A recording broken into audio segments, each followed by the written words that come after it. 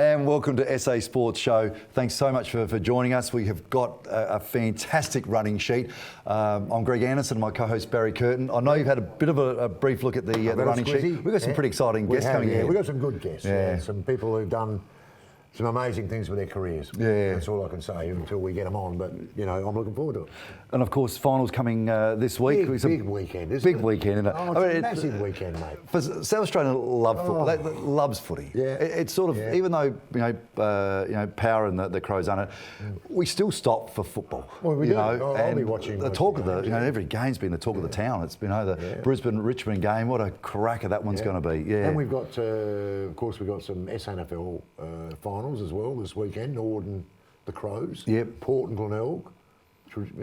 Big rivals there. Big rivals. Going back last week, I did watch the showdown of the SANFL. The SANFL. Great game, really good, and was obviously won by the Magpies, which we're very, very happy about. Being ex-Magpies, but that was a really successable day for the SANFL. 13,000 people. An excellent game. Both games were good. I watched. I caught the last half of the. I thought Sturt were going to do it. In the end, they came back well. They played really well. But that was a good game of footy. And then Port and Adelaide, obviously, there was only 2 or 3 points in that at three-quarter time. So that was also a really good game of footy. Yeah. But you're there looking at the future. Yeah. And Port Adelaide have got some good. Wow.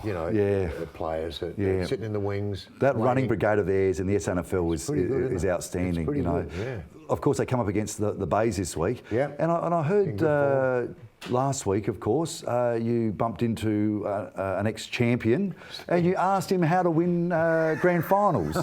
So can you please explain? I did too. No, I ran into Stephen Kernahan. Right. He was at lunch at Port Adelaide. With Craig Bradley, a couple of champions. And it was champions. Well, their records, which I'd like to read them out, Greg. They're just quite staggering, their records. But Sticks and I were waiting for Craig to finish an interview on the side there, on the Oval, for our 150th documentary. So Craig's doing a little bit for that, which is great. Yeah. And Stephen Kernahan, to his credit, and didn't have to do it, but when we asked him if he would contribute to the documentary, he said yes. Isn't that brilliant? Which is fantastic. Yeah. But we were standing on the mound, and I said to Sticks, "How do you win a final?" That's fair enough, because he's played in grand finals, and a couple of winning, a couple of losing, all that sort of stuff. But you're talking Port Adelaide, how do you? How do you win a final? He said, "Baz, I'm not sure. I don't know." It's probably a good response by him. What did you want to hear? Well, I said, you play the bass. That's how you win a final. But that's brilliant, because that's the best day of my life, 1977, when Port beat Glenelg. He laughed. He took it really well, and whatever. And he was brilliant at the lunch, both of them. Yeah. Craig and also Sticks were outstanding at the lunch. And he actually rang just before the show today to say thank you for looking after him. But I'll tell you what, I left the club at 5:10. Okay, yep. Now, we're talking lunch Friday. So you're looking at 5 hours. 5:10, and he was still going. Yeah, they left at 6. Oh, they left at 6. They rang me on the way to the airport. Yeah, well, they were fired up. But great man with a great record, both of them. If you want to have a look at Stephen Kernahan, and just Google them up and have a look at their footy records.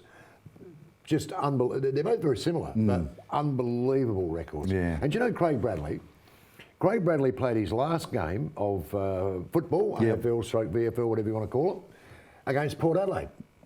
And at 38 years of age... 38, got 3 Brownlow votes. Yeah.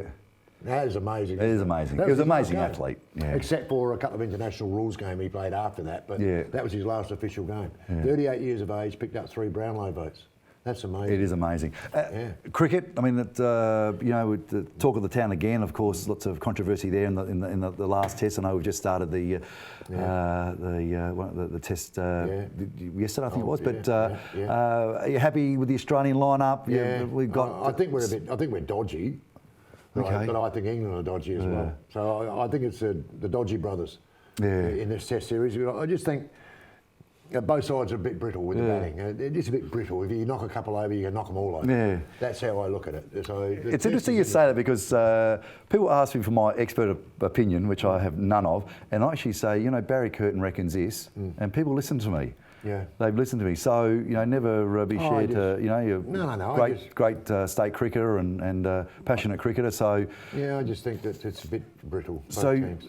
both teams a bit brittle. Yeah, both batting lineups very brittle. Yeah. So whoever gets on top with the ball, that is the key, because both sides, apart from a couple of blokes who you could probably rely on, the rest of them are very iffy at the moment. You know, if you look at Australia's openers, Warner hasn't got a run. At one innings, he got some runs. Marcus Harris is in there now, not getting a lot of runs. Laubuschagn's back in the side. Of course, made a 70 and 80, good on him. Yep.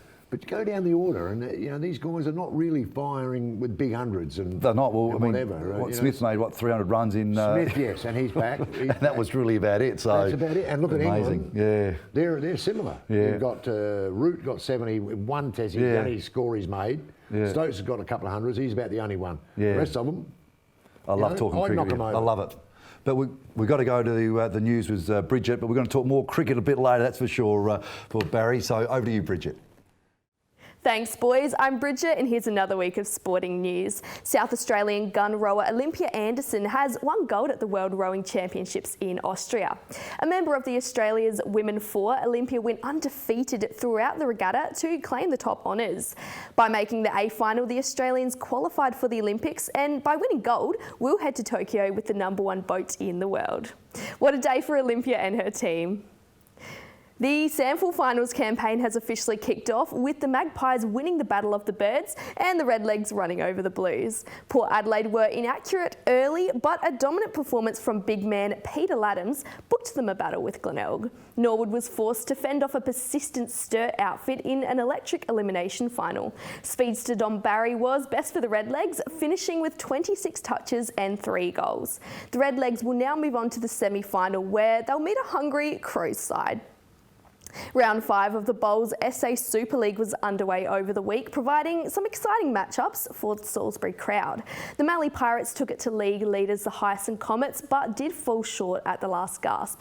The Eastern Chargers and the Western Rogues produced the closest game of the round, with the Rogues taking it out by a narrow 2 points. The Southeastern Spartans and Central Chargers also picked up some handy victories. The final 2 rounds of the Super League will be played on Sunday to determine who will be participating in this year's final series. Some of South Australia's best up-and-coming hockey athletes enjoyed a taste of victory in Brisbane over the week. South Australian Sports Institute athletes Mickey Spano, Gabby Nance, Hattie Shand and Yulina McLaughlin joined the NTC squad to grab a win against Japan's Coca-Cola Red Sparks. The mini competition acted as an intense but rewarding challenge for the young players. All athletes have returned to SA to prepare for the inaugural Hockey One League. Sticking with hockey, the Premier League's home and away season has officially come to a close. Congratulations are in order for Seacliff, Adelaide, Port Adelaide, North East and Burnside, who have all made finals. The highlight of the week was the Burnside women's team, who needed a win against a strong Seacliff outfit. After an intense arm wrestle, Burnside broke through with a goal and didn't look back, running out 1-goal winners. Adelaide United and Adelaide-born Daniel Margus and Lachlan Brooke have been selected for the Australia under-23 side. They join fellow Reds teammates Riley McGree and George Blackwood to be called up for the 2 impending international friendlies against New Zealand. The boys will work alongside goalkeeping coach and Adelaide United legend Eugene Galakovic. The Olyroos will take on the Kiwis tonight in Wollongong and again on Monday in Campbelltown. That's all for this week. I'll see you soon.